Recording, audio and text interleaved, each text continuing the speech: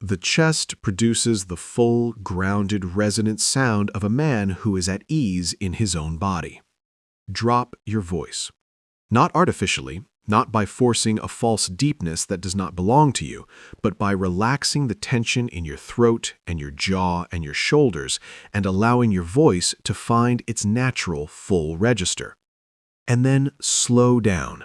Not to the point of being theatrical or strange, but to the point where your sentences have room to breathe, where your pauses are long enough to be felt, where the space between your words is not a void to be filled, but a deliberate part of the communication itself.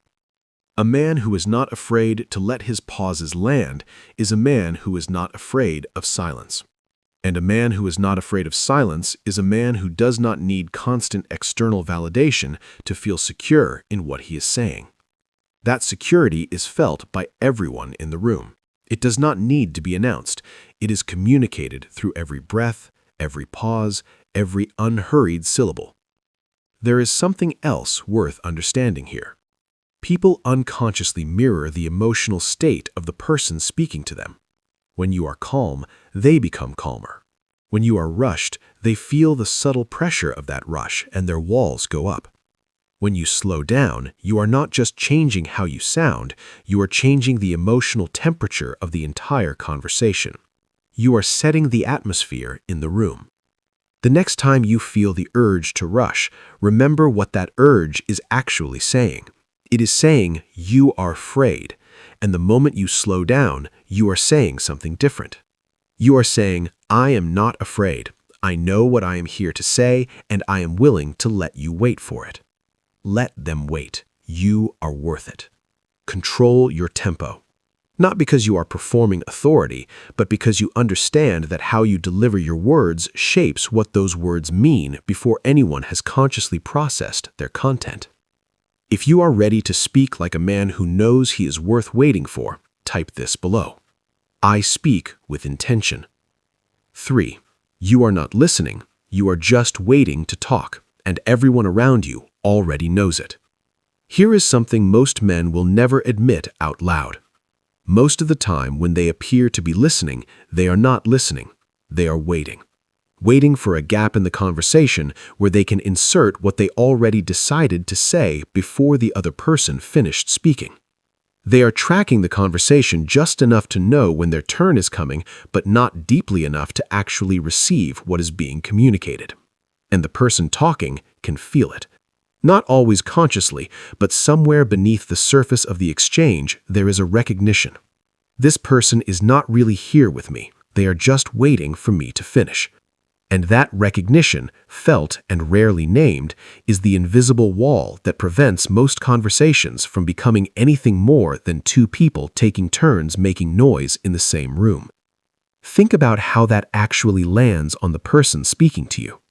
They came to you with something real, a thought, a fear, a problem they have been carrying.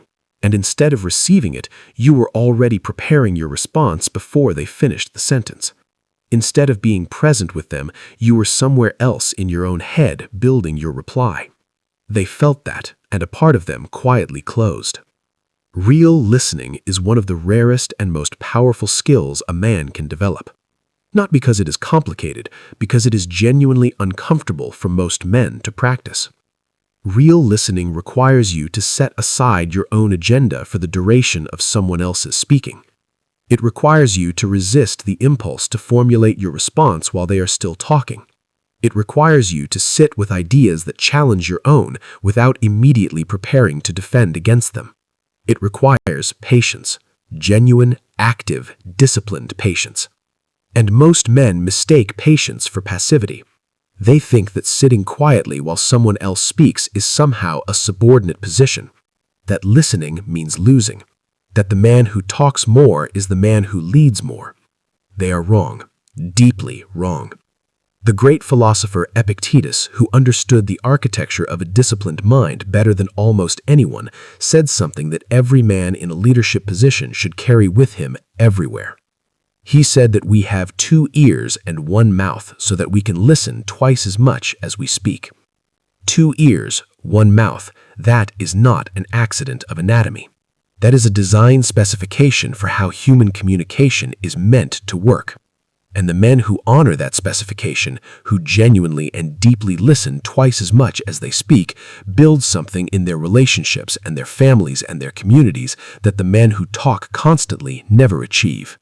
They build trust.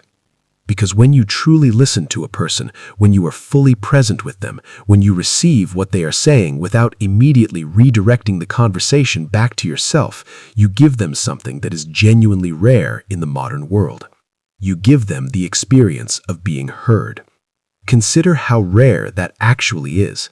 Think about the last time you spoke with someone and felt that they were completely, totally present with you. Not half present, not waiting, not distracted, but genuinely receiving every word you said and responding to what you actually meant rather than what they expected you to mean. That experience is uncommon enough that when it happens, you remember it. You trust that person more afterward. You want to return to their presence.